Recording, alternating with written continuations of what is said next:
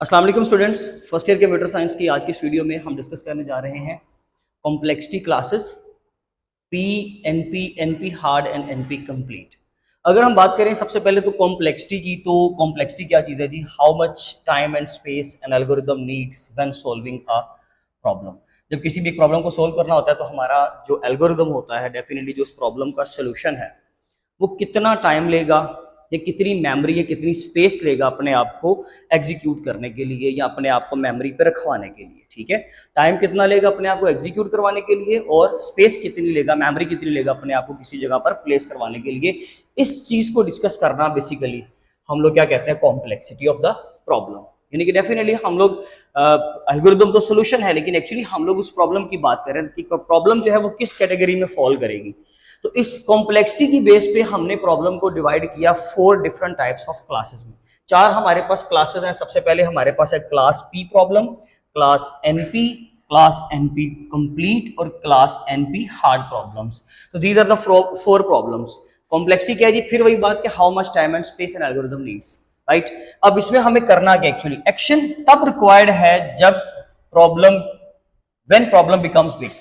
जब आपका प्रॉब्लम बहुत छोटा सा होता है ना, तो उसका एल्गोरिदम जो उसका सोल्यूशन होता है वो बहुत रीजनेबल होता है, वो तो हम बड़ी आसानी से कर लेते हैं। लेकिन जब हमारे पास प्रॉब्लम का साइज बड़ा हो जाता है, अब प्रॉब्लम का साइज बड़ा होने से क्या मुराद है कि सर प्रोग्राम की लेंथ ज्यादा हो जाएगी। हो सकता है कि लेंथ ज्यादा हो जाए, लेकिन दूसरा एक इंपॉर्टेंट फैक्टर आप लोगों ने याद रखना है कि प्रॉब्लम बिग से मुराद ये है कि उसका इनपुट साइज इंक्रीज कर गया है। यानी कि उसके अंदर जो आप इनपुट कर रहे हो ना, उसका साइज बढ़ गया, यानी कि आपको ज्यादातर यानी कि ज्यादा इनपुट करनी पड़ जाएंगी इसके अंदर।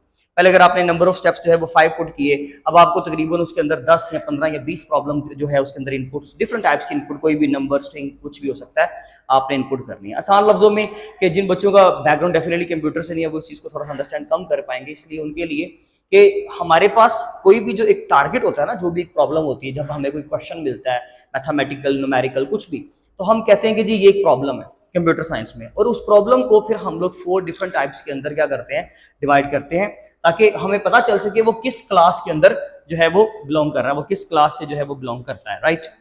तो हमें पता चलेगा बेसिकली कि हमारे पास कितनी तरह की प्रॉब्लम्स हैं। डेफिनेटली प्रॉब्लम फिर किसी एक क्लास के अंदर जो है वो आप कह सकते हैं कि फॉल कर रही होगी, और तब हम लोगों को कोई ना कोई एक्शन लेना होता है। तो उसके अकॉर्डिंगली हम देखेंगे कि हमने क्या एक्शन लेना, लेकिन फिलहाल तो हम जस्ट ये पढ़ने लगे हैं कि जी प्रॉब्लम जो है वो किस क्लास से बिलोंग करता है और उस क्लास का मतलब क्या है। ये बहुत इंपॉर्टेंट कॉन्सेप्ट है। सबसे पहले हमारे पास है class P problem. P stands for polynomial time, यानी कि ऐसी प्रॉब्लम्स जो जिनको कंप्यूटर बड़ी आसानी के साथ सॉल्व कर सकता है, बहुत ही सिंपल, जिनको आपका कंप्यूटर का प्रोग्राम जो होता है, जिसके लिए आप कंप्यूटर के ऊपर जो एल्गोरिदम बनाते हो, वो एल्गोरिदम फौरन से चलता है और आपकी प्रॉब्लम को सिंपली सॉल्व कर देता है। That is called as class P problems. आप एग्जांपल ले लें कि हमारे पास एक लिस्ट पड़ी है 4 1 3 2 5, और हमें इसको सॉर्ट आउट करना पड़े। अगर हम इसकी सॉर्टिंग करते हैं तो हमें 1 को यहाँ लेकर आना है, हम 1 यहाँ लेकर आएंगे, फिर 2, फिर 3, 4 एंड 5। तो डेफिनेटली हम क्या कर लेंगे जी, इसको इसकी प्लेसमेंट कर लेंगे, यानी कि इसको तरतीब दे लेंगे। तो वो सॉर्टिंग एल्गोरिथम हम कोई भी यूज कर सकते हैं, merge sort, quick sort, bubble sort, कुछ सॉर्टिंग की टेक्निक्स जो है वो हम लोग आगे जाके पढ़ेंगे, फिर आपको समझ आ जाएगी। फिलहाल सॉर्टिंग का मतलब होता है तरतीब देना, ठीक है। तो हमने असेंडिंग ऑर्डर में समझ लीजिए कि तरतीब दे दी। तो इस तरह की एग्जांपल आप दे सकते हो, सॉर्टिंग की एग्जांपल दे सकते हो। अगर आप इससे भी ज्यादा सिंपल चले जाओ, मेरे पास एक लिस्ट पड़ी हुई है, सपोज कर लें, दूसरी एग्जांपल ले लें, ठीक है।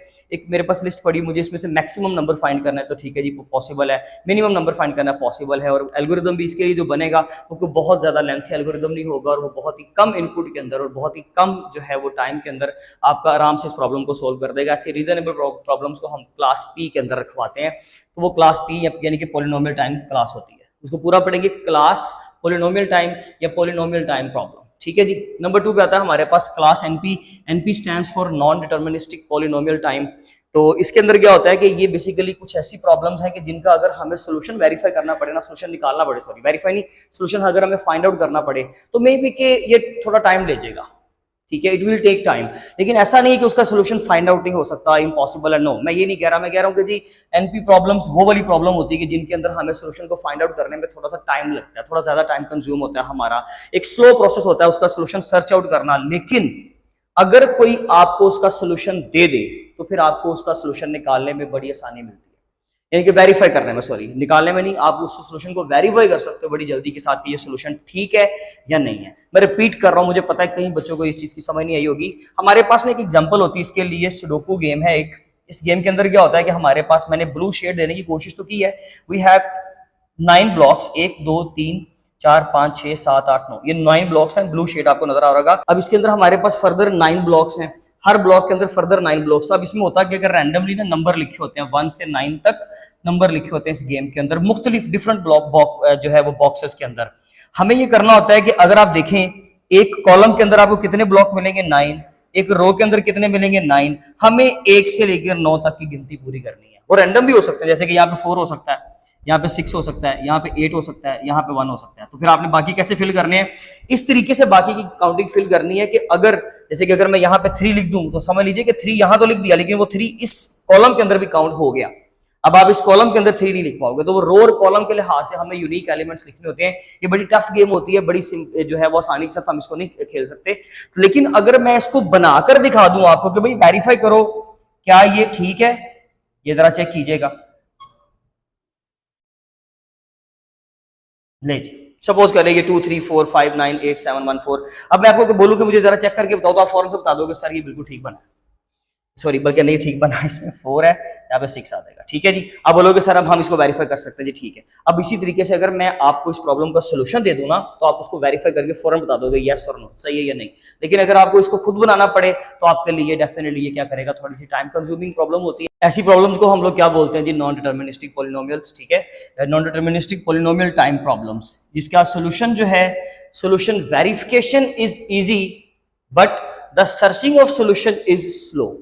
बात समझ आ गई। इसका सोल्यूशन वेरीफाई करना जो है वो तो बड़ा आसान है, बड़ा इजी है, लेकिन उसका सोल्यूशन सर्च करना हमारे लिए थोड़ा सा टाइम टेकिंग होता है। ऐसी प्रॉब्लम्स को हम क्लास एनपी प्रॉब्लम कहते हैं, या non deterministic polynomial time problems.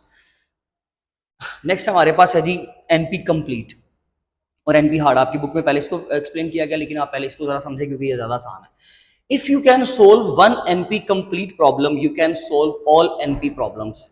इससे पहले ना मैं आपको बोलूंगा, अगर तो ये ब्लू आपको ठीक से नजर आ रहा है, अदरवाइज मैं इसको जरा कोशिश करता हूँ थोड़ा सा, अगर हम इसको साइज इंक्रीज कर लें। ये हमारे पास एक बिगर सर्कल है, ठीक है, जिसके अंदर ये सारी प्रॉब्लम्स हैं जी आपके पास एनपी हार्ड।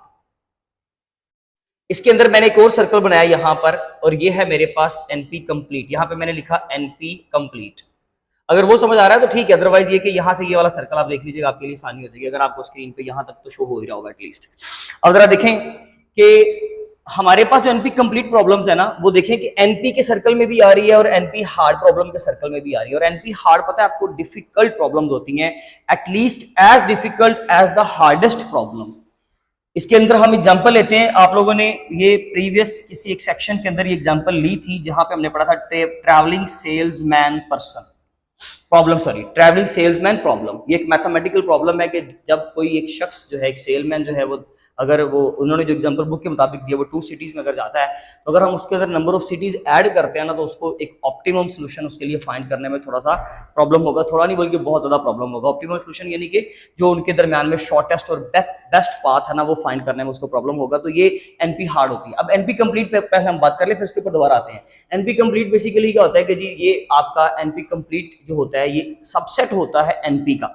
जैसे पी प्रॉब्लम क्या है, ये भी सबसेट है एनपी का, ये भी सबसेट होता है। लेकिन ये एक ऐसी प्रॉब्लम होती है जिसके अंदर पूरी चेन बनी होती है। चेन का क्या मतलब है, असल में ये होता है कि आपके पास लेट सपोज ये एक आप एग्जांपल ले लें कि ये मेरे पास ना एनपी प्रॉब्लम्स हैं, और यहां से प्रॉब्लम जैसे जैसे मैं राइट साइड पे ट्रेवल करता जा रहा हूं, प्रॉब्लम ज्यादा हार्डर होती जा रही है। पहले सिंपल है, फिर नेक्स्ट लेवल पर, उससे नेक्स्ट लेवल, और आस्ता आस्ता से ये टफेस्ट प्रॉब्लम बनती जा रही है। इसको बोलते हैं बेसिकली हम एनपी प्रॉब्लम्स। अब एनपी प्रॉब्लम में ये जो लास्ट पोजीशन होती है ना, यानी कि एनपी में जो हार्डेस्ट प्रॉब्लम होती है, उसको हम बोलते हैं एनपी कंप्लीट।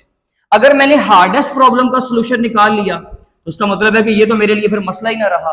तो इसका मतलब ये है कि अगर लेट सपोज मेरे पास इस तरह की लेवल बाय लेवल कुछ प्रॉब्लम्स हैं, यानी कि अगर मैं स्टेज नंबर 1 है 2 3 4 5, आप कोई भी पर्टिकुलर गेम खेल रहे हो, आप जैसे जैसे स्टेज पार करते हो, जब आपको पता है कि आगे लेवल हार्डर आते जाते हैं, डिफिकल्ट आते जाते हैं। लेकिन अगर सबसे हार्डेस्ट लेवल आप पार कर लो तो आपको पता है कि फिर बाकी तो फर्क ही नहीं पड़ता, बाकी किसी चीज से तो जो है वो कोई नुकसान नहीं होगा, आप बड़े आराम से इनको सोल्व कर लोगे। तो एनपी कंप्लीट प्रॉब्लम बेसिकली तो ये सबसेट होता है एनपी प्रॉब्लम्स का। लेकिन ये एनपी के अंदर, एनपी क्लास के अंदर नॉन डिटर्मिनिस्टिक पॉलिनोमियल के अंदर जो हार्डेस्ट लेवल की प्रॉब्लम होती है ना, जो सबसे टफ होती है, वो कौन सी होती है? NP complete. We have many problems in NP, लेकिन जो उनमें से जो 2-4 प्रॉब्लम सबसे टफेस्ट होगी ना, वो एनपी कंप्लीट होती है आपकी, ठीक है। अगर आप उन प्रॉब्लम्स को सोल्व कर लो तो बाकी के प्रॉब्लम का सोल्यूशन निकालना या एनपी प्रॉब्लम्स को सोल्व करना हमारे लिए बड़ा आसान होता है। अब इसको पढ़े, if you can solve one NP complete, अगर आप एक भी एनपी कंप्लीट सोल्व कर सकते हो, you can solve all NP problem, then you can solve all the NP problems। Hope so कि आपको समझ आ गया होगा। इसके अंदर एग्जांपल है नैपसैक की। अब नैपसैक प्रॉब्लम क्या होता है? सैक हम बोलते हैं बेसिकली बैग को। ये एक मैथमेटिकल प्रॉब्लम है जिसमें वो कहता है कि let's suppose that we have a bag जिसकी कैपेसिटी है 10 kg, ठीक है। अब आपके पास क्या है जी? 3 डिफरेंट टाइप्स के स्टोन्स हैं। इसमें एक का वेट 5 kg है, एक का 7 kg है, एक का सपोज कर ले 3 है, एक 2 kg का है।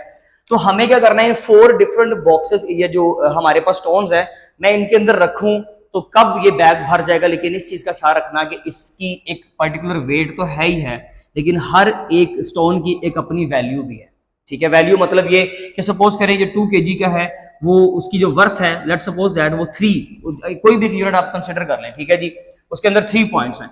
इसके अंदर अगर जो 3 kg का स्टोन है, उसकी जो वेटेज है वो है जी 4 kg, वो यानी कि 4 पॉइंट्स, 7 वाला 1 और 5 वाला 2।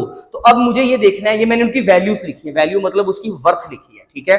आप ऐसे समझ लीजिए कि अगर हमारे पास लेट्स सपोज डिफरेंट वेट्स के अगर हमारे पास कुछ ब्लॉक्स हैं, कुछ स्टोन्स हैं, उनकी अपनी अपनी आगे क्या है, फर्दर जो है वो वेटेज तो मैंने लिख दी 5 kg, 1 kg। अब आपको पता है कि अगर मैं ये भरना चाहूँ 1 kg वाला, तो इसका मतलब अगर ये 1 kg तो मैं 10 kg के यानी कि 10 इस तरह के डिफरेंट ब्लॉक्स भर सकता हूँ। लेकिन इसकी वर्थ 7 फिर ज्यादा हो गई है, सॉरी, हम इसकी वर्थ कर लेते हैं 0.5, ठीक है। इसी तरीके से अगर मैं 3 kg के स्टोन भरता हूं तो उसकी वर्थ कितनी है? 1 की 4 है। इसका मतलब है मुझे कितने मैक्सिमम वैल्यूज मिल जाएगी, वो आप देख लें कि 4 3 अगर हमारे पास 3 है तो इसका मतलब हम 3 यहाँ पर ये प्लेस कर सकते हैं, क्योंकि ये 3 kg का एक है। टोटल कितने हो गए? 9 kg। और यहाँ पर 9 kg के लिहाज से देख लें कि अगर ये 3 भर सकते हैं तो एक की वैल्यू 4 है, तो 4 3 12। इसका मतलब है मुझे 12 पॉइंट्स मिल जाएंगे, यानी कि समझ लीजिए कि ये पॉइंट्स आगे लिखे हुए हैं। मैंने एक रैंडम एग्जांपल दिया, मैं नहीं कह रहा कि ये मैथमेटिकल सही प्रॉब्लम है, लेकिन जस्ट मेरा मकसद जो है वो आपको समझाना है। अब हम क्या करते हैं? उसके अकॉर्डिंगली फिर इस बैग को भरते हैं। अगर मुझे एक भी क्लू मिल जाए, यानी कि अगर मेरा पास प्रॉब्लम, मैं कहता हूं जी मैंने ना एक बैग ये भरना है, एक स्टोन ये डालना है, मैंने ये 5 kg का स्टोन डाल दिया। अब जब 5 kg रह गया, पीछे मैं क्लियर हूं कि ये जो हमारे पास लेट्स सपोज ये 7 का था, शायद 1 का नहीं था, 7 का था, तो मैं क्लियर हो गया कि भाई ये तो मैं कभी भी अब उस बैग के अंदर फिल नहीं कर सकता, क्योंकि भाई मैंने 5 kg तो पहले भर लिया है। अब मेरे पास फर्दर स्पेस कितनी है? 5 kg की। या तो ये भरूंगा 2 kg वाला, या ये भरूंगा 3 kg वाला, दोनों को भर दूंगा, 5 पे पूरे हो जाएंगे, या फिर 5 ही एक और डाल दूंगा, लेकिन इसको नहीं कर पाऊंगा। तो मेरे पास क्या हुआ?